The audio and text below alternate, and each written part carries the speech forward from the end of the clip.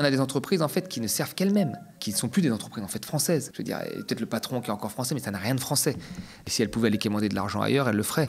Enfin, Bruno Le Maire, il ne fait qu'appeler. J'appelle les énergéticiens à faire des efforts. J'appelle les entreprises à augmenter les salaires, à investir. Il fait que des appels. Il n'y a aucune contrainte. Il faudrait qu'il y ait des contraintes. Et si ces contraintes ne sont pas respectées, les aides s'arrêtent. Mais il n'y en a aucune. Bonjour tout le monde et bienvenue pour ce nouvel Instant Porcher, le premier de 2023. Je suis ravie de vous retrouver. L'Instant Porcher, c'est un petit moment qu'on se prend entre nous avec Thomas Porcher chaque semaine pour décrypter l'actualité car, et je continuerai de le dire en 2023, les discours sont politiques et les comprendre est un véritable enjeu démocratique. Je vous rappelle que le média ne dépend que de votre soutien, vos abonnements et vos dons. Rendez-vous sur onarrive.lemediatv.fr pour nous soutenir. Ce projet de télé libre et indépendante ne peut se faire sans vous. Au programme aujourd'hui, la bataille des retraites s'annonce rude et l'on apprend qu'en 2021, les aides publiques aux entreprises représentent 250 milliards d'euros, soit plus de la moitié du budget de l'État. On décortique tout ça, c'est l'Instant Porcher.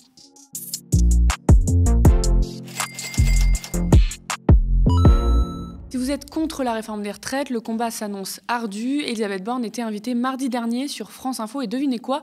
On a entendu que la réforme était nécessaire pour soutenir notre économie. Alors, le Conseil d'orientation des retraites a publié des chiffres, comme il le fait chaque année, qui montrent que notre système de retraite est structurellement en déficit et qu'il le sera sur les prochaines années. Je pense que ce qui est important... Pas indéfiniment. Enfin, qu'il le sera aussi à terme, partir de 2070, moi, les hypothèses, on pourra en reparler d'ici là. Mais ce système, il est déficitaire. Pourquoi ?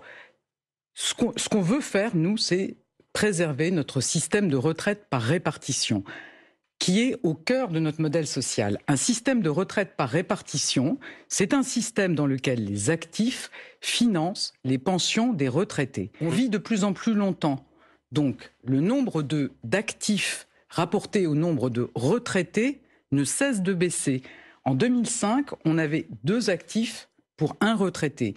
Aujourd'hui, on a 1,7 actifs pour 1 retraité. Demain, on aura 1,5 actifs pour 1 retraité. On voit bien que ceux qui disent qu'on peut ne rien faire, voire qu'on peut ramener l'âge de départ à la retraite à 60 ans, ne disent pas la vérité aux Français. Si on veut préserver notre système de retraite, si on ne veut pas laisser une dette sur le dos des générations futures, si on ne veut pas baisser les pensions, alors il faut progressivement travailler plus longtemps. Et pour qu'il n'y ait pas de confusion, évidemment, les économies qu'on devra faire et les recettes supplémentaires qu'on aura... aussi à autre chose. Non, absolument pas. Non, mais attendez, on a un système qui est en déficit. On a un système qui est en déficit. Donc il s'agit de le ramener à l'équilibre. Donc on ne va pas... il n'y a pas de l'argent en plus. Tous les efforts des Français serviront uniquement aux retraites. Tous les efforts serviront à financer les retraites. Les économies sur les retraites ne serviront qu'aux retraites. Était-il nécessaire de faire ces économies ? On a pas mal décrypté cela dans les Instants Porcher, mais le gouvernement n'en démord pas. Faisons un petit point. Dans le projet de loi de programmation de finances 2023-2027 proposé par le gouvernement qui veut ramener le déficit sous la barre des 3% d'ici 5 ans, on voit bien que les économies prévues par la réforme des retraites, notamment, ne sont pas garanties pour les retraites. Un déficit, ça se résorbe soit en baissant les dépenses, soit en augmentant les recettes. Augmenter les recettes, ça veut dire augmenter les impôts ou arrêter de diminuer ou supprimer ceux des grandes entreprises, par exemple. Et ça, c'est niette pour le gouvernement. Alors, pour contenir le déficit, qui n'est pas une obligation, on n'est pas obligé de contenir le déficit, mais pour faire les yeux doux à Bruxelles-ci, eh bien, pour contenir ce déficit, alors si pas d'augmentation de recettes, alors diminution des dépenses, bim, retraite et chômage sont les premiers d'une longue liste à être touchés. Donc non, rien ne garantit que les économies des retraites serviront qu'aux retraites. Elles serviront aux dépenses publiques, qui incluent les aides aux entreprises dont on parlera en deuxième sujet de cette émission. Autre argument maintes fois décortiqué aux médias, il fallait faire des économies sur les retraites, on est obligé, on n'a pas le choix. Thomas, on va se tourner vers toi pour cette question. On l'a souvent dit ici, mais comme les libéraux et néolibéraux rabâchent les mêmes arguments sans cesse, est-ce que tu peux nous refaire un topo sur la réforme des retraites, histoire qu'on ait les idées claires ? Tout à fait. Alors, la première chose qu'il faut savoir déjà sur notre système de retraite, c'est que nous avons un système de retraite qui est efficace et nous avons le taux de pauvreté des retraités le plus faible au monde. Mais vraiment beaucoup plus faible. En Allemagne, ils ont 3 fois plus de retraités pauvres que chez nous, par exemple, parce qu'on se compare souvent à l'Allemagne. Donc ça, c'est une très bonne chose. Ce qu'il faut aussi comprendre, c'est que le choc démographique est derrière nous. Là, on nous dit, sous diverses prévisions, qu'effectivement, il va y avoir plus de vieux et donc que le financement va devenir de plus en plus difficile. Mais ce choc démographique a déjà eu lieu. Dans les années 70, on avait 3 retraités pour 10 actifs. Aujourd'hui, on a 6 retraités pour 10 actifs. Donc on a fait x2. Et le choc qui est devant nous, qui devrait mettre à terre, soi-disant, notre système de retraite, c'est de passer de 6 retraités pour 10 actifs à 7 retraités, ou 8, 7,5, 8, pour 10 actifs. Donc le vrai choc démographique est déjà passé. Et comment on a fait pour s'en sortir? Comment on a fait? Eh bien, on a tout simplement augmenté la part de la richesse que nous consacrons aux retraites dans le PIB. On est passé de 7 à 14%. Mais aujourd'hui, le gouvernement ne veut pas en entendre parler. Il ne veut pas du tout augmenter la part de ce qui a été créé, en fait, pour le donner aux retraites. Donc, on est dans une impasse. Donc, qu'est-ce qu'il veut faire? Il veut décaler. Alors, au début, il voulait changer. Souvenons-nous quand même en 2017, c'est bien de rappeler ça, parce que ça montre en fait que derrière ça, il y a une volonté que tu as rappelée au début, c'est de faire des économies sur la dépense publique. Au début, il voulait faire la retraite à points. Ça devait être révolutionnaire, ça devait être plus équitable. Il y avait l'exemple suédois qui nous montrait que 92% des femmes avaient vu leur pension baisser, mais on nous disait que c'était mieux. Voilà. Puis maintenant, il a abandonné ça. Comme il dit ça va être trop compliqué à faire, on va décaler l'âge de départ à la retraite, comme l'a fait Fillon, comme l'a fait aussi finalement à peu près Touraine. D'ailleurs, la réforme de Touraine va être on va en mesurer les effets que dans une dizaine d'années. Donc on décale l'âge de départ à la retraite, donc on fait des économies. Et quand on regarde ces 10 dernières années, on a quand même plus décalé l'âge de départ à la retraite qu'on a gagné en espérance de vie. Ça veut dire que les économies, on va les faire sur les années où vous avez le droit de toucher la retraite. Les retraités vont toucher moins d'années de retraite. C'est-à-dire quelqu'un qui partait aujourd'hui à 65 ans, il partait avec 3 années de bonus. Quelqu'un qui va partir à 62 ans après la réforme, soit qu'elle sera mise en place, il partira avec 3 années de malus. Donc il aura une retraite plus faible. Donc les pensions de retraite vont diminuer globalement. Il y a 3 choses à retenir. La première des choses, c'est que nous avons le taux de pauvreté des retraités parmi les plus faibles au monde. Ça, il faut le retenir. Notre système est efficace. Ça, il faut l'avoir toujours en tête. Parce que là, on a l'impression que rien ne fonctionne. Notre système est efficace. La deuxième chose, c'est que le choc démographique qu'on nous promet comme un désastre, il est déjà passé. Il est derrière nous et nous avons réussi à l'absorber. Là, devant nous, nous avons un mini-choc démographique que l'on arrivera à absorber comme le précédent. Une fois qu'on a ça en tête, on se rend compte qu'il y a d'autres solutions que celle de devoir travailler plus longtemps, et de passer en fait finalement de la fin de carrière au cimetière le plus rapidement possible. On va parler des jeunes maintenant parce qu'en fait la réforme des retraites est surtout soutenue par les plus vieux. En fait, il n'y a que chez les inactifs et en particulier chez les retraités qui ne seront donc pas touchés que le soutien à la réforme des retraites est majoritaire selon le sondage Harris Interactive réalisé pour le compte de RTL. Mais pour la jeune génération, la question des retraites peut paraître lointaine, surtout dans un monde en proie au réchauffement climatique où notre génération, je dis notre, parle de fin du monde, de retraite qu'on ne verra peut-être jamais. Peux-tu nous expliquer en quoi ces sujets peuvent être liés? C'est vrai que c'est difficile, y compris pour des personnes, on va dire, de la génération intermédiaire, c'est-à-dire de fin de trentaine, qui, eux, savent déjà que le système de retraite, vu toutes les réformes qu'il y a eu, ils ont vécu dans un monde où on n'a parlé que de ça, des réformes de retraite. Ils se disent, finalement, moi, je sais que je cotise, mais je ne sais pas ce que j'aurai. Parce qu'il y a une vraie instabilité aujourd'hui, finalement, politique au niveau des retraites. Chaque gouvernement, que ce soit de gauche avec Hollande, de gauche, Parti socialiste, de droite avec Sarkozy, et là, ni de gauche ni de droite, mais plutôt de droite Macron, on s'est toujours attaqué au système de retraite. Toujours. Donc ces gens-là qui ont fini leurs études à 25 ans et qui bossent depuis 10 ans, ils voient qu'ils cotisent et ils disent qu'il y a une instabilité dans les retraites. Et pour les jeunes, c'est encore plus criant. Ils disent, vous nous parlez des retraites, c'est très bien, mais nous, on vous parle de ce qui se passera en 2060 si on n'inverse pas la tendance du réchauffement climatique. Donc pour eux, ça peut paraître pour une question secondaire. Mais là où il faut que chacun comprenne que c'est une question importante, c'est que en fait, la réforme des retraites va entraîner une plus grosse partie des gens, notamment les plus riches, qui vont aller vers la capitalisation. Et puis pour moi, c'est le début de la fin. On veut le détricoter totalement, ce système de retraite. Ces 350 milliards, les fonds de pension sont en train de baver dessus. Ils veulent taper là-dedans. Ils tapent sur l'assurance chômage, ils vont taper sur la retraite. Je pense qu'après, ils vont attaquer les aides sociales. Donc c'est un combat vraiment contre la société de marché, contre la privatisation de tout. On privatise le chômage, on privatise les aides sociales, on privatise la retraite, on privatise le climat. C'est le capitalisme vert, là ça va être le capitalisme silver, puis il y aura le capitalisme chômeur, il y aura... Voilà, c'est ça. Et en fait, on ne peut pas accepter cette société. Il y a des choses, ce sont des choses communes, qui doivent être gérées normalement par la collectivité. On crée une partie de la richesse, on accepte que qu'une petite partie, pas grand-chose, revienne aux chômeurs, qu'une petite partie revienne aux retraites, qu'une partie aille à la transition énergétique ou ailleurs. Donc c'est important de comprendre que c'est la lutte contre l'économie de marché, en réalité, tout ça. Parce que l'économie de marché veut casser ça. Donc il doit y avoir absolument une convergence des luttes entre les mouvements plutôt jeunes d'action contre le réchauffement climatique et cette réforme des retraites. parce que les deux symbolisent finalement un même mode de pensée. Il y a Elisabeth Borne qui doit dévoiler le projet de l'exécutif le 10 janvier, donc demain. On est à l'heure là, des derniers arbitrages. On entendait beaucoup parler de la retraite à 65 ans. Il est possible que ce soit l'âge de 64 qui soit retenu. Thomas, est-ce que Emmanuel Macron il peut revenir là-dessus en donnant cette impression de lâcher à 64 ? C'est une manière de dire j'ai fait un effort, alors que non. Alors moi je pense que Macron, il fait beaucoup de calculs politiques. Macron, il veut sortir, on l'a dit ici, avec des beaux chiffres. Il veut apparaître comme l'homme réformateur, qui a réformé le marché du travail, qui a réformé l'assurance chômage et qui a réformé les retraites, où beaucoup d'anciens politiques se sont cassés les dents. Et il veut avoir des beaux chiffres. Un taux de chômage faible, même si les chiffres artificiels, on l'a vu ici, un taux de chômage faible et une réduction des déficits importants. Donc c'est ça qu'il veut. Et donc pour avoir tout ça, il ne doit pas non plus attiser toutes les colères. Parce que là, vous avez l'inflation, vous avez les boulangers, les artisans qui sont fâchés, vous allez avoir les syndicats qui vont être dans la rue. Enfin, ça peut faire quand même un effet boule de neige. Et je pense qu'il craint ça. Et en fait, quand on regarde son calendrier, finalement, son calendrier pour arriver, parce que on va passer de 62 à 65 ans de manière très progressive. En fait, même s'il dit 65 ans, on ne passera pas à 65 ans pendant son quinquennat. Donc en fait, il peut tout simplement dire, moi, je fais à 64, avec une clause à la fin choisie par le prochain gouvernement, qui peut arrêter ou continuer de toute façon. Tu vois.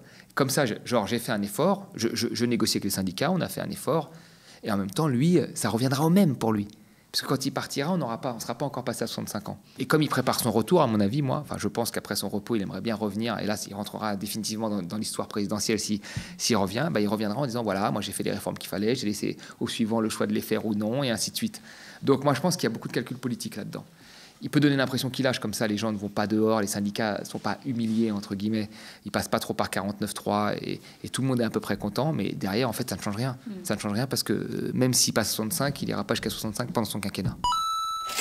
200 milliards d'aides publiques aux entreprises en 2021. Si on ajoute les mesures fiscales déclassées, c'est 250 milliards. C'est ce qu'on apprend dans le rapport du Centre lillois d'études et de recherche sociologique et économique et l'Institut de recherche économique et sociale, rapport commandé par la CGT. Il se nomme un capitalisme sous perfusion. 250 milliards, c'est plus de la moitié du budget de l'État qui est de 426,7 milliards en 2021. C'est plus de 3 fois le budget alloué à l'éducation nationale. Mathieu Coq, économiste, met en perspective ces chiffres. Il faut savoir qu'il y a plus de 2000 dispositifs de soutien aux entreprises. Et regardez, on est passé de 10 milliards en 1980 à 156 milliards en 2019, avant le quoi qu'il en coûte. De l'autre côté, la dépense publique en pourcentage du PIB dans les administrations publiques est clairement à la baisse. En août dernier, déjà, l'économiste Maxime Combe rappelait ceci. Les aides publiques au secteur privé ont augmenté de 215% entre 2006 et 2019, soit plus 7,2% par an. C'est 5 fois plus vite que le PIB, 3 fois plus vite que les aides sociales. Autre donnée, il y a 10 ans, ménages et entreprises contribuaient à peu près de façon proportionnelle au budget de l'État. Ce n'est plus le cas entre le CICE, la baisse de l'impôt sur les sociétés, etc. Ces entreprises ont-elles tant besoin d'aide à l'heure où les artisans boulangers ne peuvent plus payer leurs factures d'énergie ? Il est intéressant de mettre en relief avec ce graphique qui montre quelles entreprises s'enrichissent ou non. Les PME, elles, ne grimpent pas. Le discours gouvernemental ne cesse de nous dire que pour relancer la production, l'investissement et garantir le plein emploi, il faut baisser les impôts de production et aider encore et toujours nos entreprises françaises, quelle que soit leur taille. Et on en a parlé de ça dans les instants Porcher. On a de cesse de le répéter, mais France Stratégie, sous Matignon, a démontré que le CICE, ce cadeau sans contrepartie aux entreprises de 18 milliards d'euros en 2016, avait été inefficace pour créer de l'emploi entre 100 000 et 160 000. Et le rapport dont on parle aujourd'hui conclut ceci. La dépendance aux aides publiques relève aussi d'un phénomène d'accoutumance. Si ces résultats exceptionnels perdurent dans le temps, ils perdent leur caractéristique d'être exceptionnels et deviennent une nouvelle normalité qui n'encourage plus les entreprises à éventuellement s'orienter dans les directions précédemment mentionnées. Habituées à ce nouvel état de fait, qui en passant ne doit rien à leur stratégie, c'est une amélioration purement subie. Elles se comporteront conformément aux institutions du régime d'accumulation contemporain, à savoir le capitalisme financiarisé. Dès lors, ces super profits, maintenant considérés comme normaux, seront orientés vers les détenteurs du capital. Comprenez les actionnaires. Car si quelque chose a subi une hausse outre que le prix de notre paquet de pâtes, c'est bien la richesse des actionnaires français. Cet article super complet des camarades indépendants de Bastamag nous montre qu'après plus de 2 ans de pandémie et plus de 2 mois de guerre en Ukraine, les grandes entreprises françaises transfèrent plus de 80 milliards d'euros à leurs actionnaires en 2021, soit une hausse de 57% par rapport à l'année d'avant. Thomas, on parle souvent de la dépense publique, mais on oublie de dire qu'elle prend en compte ces aides aux entreprises. Qu'est-ce que tu en penses ? Là, on voit toute la géométrie variable en fait, de ceux qui critiquent les aides de l'État. C'est-à-dire qu'on parle beaucoup, par exemple, des aides sociales qui vont au handicap, aux femmes seules, le RSA. C'est rien du tout. C'est rien du tout. Et pourtant, il faut les attaquer. On parle beaucoup de toute la partie de l'État social, assurance chômage, retraite. Là, il faut faire des économies. Par contre, sur toute la partie qui concerne les aides aux entreprises, bizarrement, dans la tête des gens, c'est pas des fonctionnaires, c'est pas des prestations sociales, donc c'est bien. Et en fait, on a des entreprises qui sont, tu l'as très bien dit, qui sont complètement assistées aujourd'hui par l'État, qui ont eu le CICE, qui ont aussi le CIR, le crédit impôt recherche, qui ont souvent une fiscalité un peu qui est faite sur mesure pour eux, qui ont plein de niches fiscales où elles peuvent donner à droite et à gauche et baisser les impôts qu'elles doivent payer. Donc elles ont en fait eu, je crois, ces dernières années, en fait, si on regarde depuis Sarkozy, elles ont eu constamment gain de cause. Le CICE, c'était le MEDEF qui en faisait la communication et qui promettait 1 million d'emplois créés, ce qui n'a pas été le cas, comme tu l'as bien rappelé, sur les rapports, on est un peu plus de 100 000 emplois créés ou gardés. Donc oui, les entreprises, et notamment les grosses entreprises, c'est ça dont on parle, parce que c'est elles qui se forment en lobby. Enfin, le MEDEF dit qu'il représente tout le monde, les artisans et tout. C'est faux, il représente les grosses entreprises. Les grosses entreprises sont assistées. Elles sont assistées et elles ont une pression fiscale beaucoup plus faible que les petites entreprises et les artisans. Et elles ont des mécanismes fiscaux qui leur permettent de faire légalement de l'optimisation fiscale ou de rapatrier leurs pertes si elles le veulent. C'est des entreprises qui sont assistées par l'État, il faut le dire. Les discours de réussite individuelle, des grands PDG qui se sont faits tout seuls, du coup, ça va pas trop dans le sens de ces aides, en fait. C'est toujours simple. Alors, on dit oui, il faut pas critiquer les rémunérations des grands patrons, ils ont réussi, etc. On devrait être fier d'avoir des champions, c'est ce qu'on nous dit constamment. Mais oui, pourquoi pas. Mais on voit les rémunérations des patrons. Vous regardez dans les années 70, on avait un facteur de 1 à 40, 50. Aujourd'hui, on a un facteur de 1 à 200. Est-ce que la productivité des chefs d'entreprise a beaucoup plus augmenté? Non, c'est juste qu'on leur a fait un système sur mesure où leur salaire est relié à ce qu'ils vont donner aux actionnaires. Donc, dans l'entreprise, ils bossent pour l'actionnaire. Ils bossent pas pour l'entreprise. Ce qui fait qu'ils privilégient des stratégies de court terme plutôt que des stratégies de long terme, parfois, où vous acceptez d'avoir un peu moins de profit parce que vous allez investir, etc. Donc, leur rémunération a explosé. Leur rémunération ne dépend pas du fait qu'ils soient meilleurs aujourd'hui qu'avant. C'est juste que le système les valorise beaucoup plus aujourd'hui qu'avant. Mais ça les valorise, eux, parce que ça valorise les actionnaires contre l'investissement et les salariés dans l'entreprise. Est-ce qu'on doit aider les entreprises qui sont très diverses, tu l'as rappelé? Est-ce que ça a un effet positif? Mais normalement, oui. En fait, parce que si les entreprises jouaient le jeu, le problème c'est qu'elles ne jouent plus le jeu, elles n'appartiennent qu'à elles-mêmes. Mais si une entreprise joue le jeu, il faut aider nos grosses entreprises. Parce que nos grosses entreprises, c'est quoi? C'est une grosse partie de l'emploi français, une énorme partie de l'emploi français. Les grosses entreprises, là, de plus de 5000 salariés, c'est, je crois, 30% de l'emploi français, quand même, un emploi sur 3. Ça devrait être des acteurs qui bossent directement avec les objectifs politiques de l'État. Si vous faites un objectif de transition énergétique, il faut que les acteurs, privés comme publics, travaillent pour cet objectif de l'État. Mais ça n'existe pas. En fait, on a affaire à des grandes entreprises qui quémandent des avantages à l'État, tout en ne payant pas d'impôts ou en s'arrangeant via des optimisations fiscales pour en payer le moins possible dans le pays qui les aide, voilà, qui délocalise des outils de production dans des pays étrangers. Donc on a des entreprises en fait qui ne servent qu'elles-mêmes, qui ne sont plus des entreprises en fait françaises. On dit entreprise française, enfin c'est plus du tout français. Je veux dire, peut-être le patron qui est encore français, mais ça n'a rien de français. Et si elle pouvait aller quémander de l'argent ailleurs, elle le ferait. Voilà, donc il y a un jeu, il y a une ambivalence et un discours très hypocrite à l'égard de ces entreprises-là. Moi, c'est pour ça que je suis pour que l'État, qu'il les recadre quand il faut les recadrer. C'est un peu ce qu'a essayé de faire Macron aujourd'hui, où il s'est rendu compte qu'il y avait des profiteurs de crise. On l'a vu dans son discours hier. Hier, me semble-t-il, ou il y a quelques jours. Jeudi dernier. Ouais, jeudi dernier, tout à fait. Où il a dit, voilà, il y a des profiteurs de crise, ça va, les super profits, enfin bon. Mais normalement, ça devrait être dès le début. Dès le début, on a des grands acteurs. Quand le président fait une visite officielle, il ramène des acteurs avec lui. Parfois, il signe des contrats.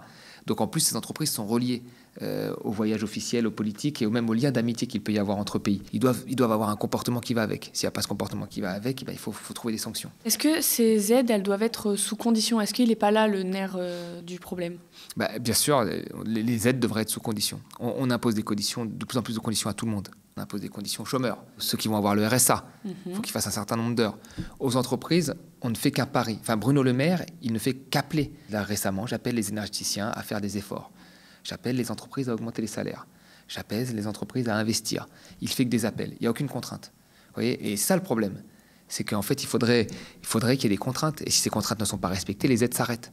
Mais il n'y en a aucune. Ce qui montre que quand même, au cœur de l'État, vous avez les lobbies des grandes entreprises qui sont très bien installés. Et moi, je serais curieux de voir les agendas des ministres de l'économie. Je suis persuadé qu'ils reçoivent beaucoup plus de chefs de grandes entreprises que de collectifs de petits artisans qui ont besoin de passer justement sur les médias et à la télé pour se faire entendre, et que même de gens qui sont victimes, soit de la crise, soit de ci, soit de ça. Je pense que là, il les reçoit peu. Et ça, ce serait intéressant de voir ça, parce qu'on pourrait voir ô combien, finalement, les lobbies sont infiltrés au cœur de l'État. Sachez chez vous que cela fait déjà 3 mois que nous tenons le défi d'être diffusés en 24/7 sur YouTube et Dailymotion. Nous avons coutume de dire ils ont des milliards, mais nous sommes des millions. Qui dit information indépendante dit besoin de vous. Le média, votre média, ne dépend que de votre soutien, vos abonnements et vos dons. Pour terminer, l'année 2022 à flot, vous nous avez soutenus à hauteur de 260 000 €. Merci énormément. Pour être pérenne et tenir dans la durée, pour faire vivre toute l'équipe que vous ne voyez pas et qui travaille d'arrache-pied pour vous offrir de l'info indépendante, nous avons besoin de vos abonnements à partir de 5 € par mois ou encore de dons réguliers pour ceux qui le peuvent. Rendez-vous sur onarrive.lemediatv.fr pour nous soutenir. Ce projet de télé libre et indépendante ne peut se faire sans vous. Chaque geste compte, alors vos j'aime, partages et pubs autour de vous sont également indispensables. Nous sommes ravis de décrypter l'actualité avec Thomas et vous chaque semaine. Merci de toujours nous suivre pour tous vos commentaires et vos pouces en l'air sous la vidéo. Spectateurs, abonnés, donatrices et sociaux, je vous dis à la semaine prochaine.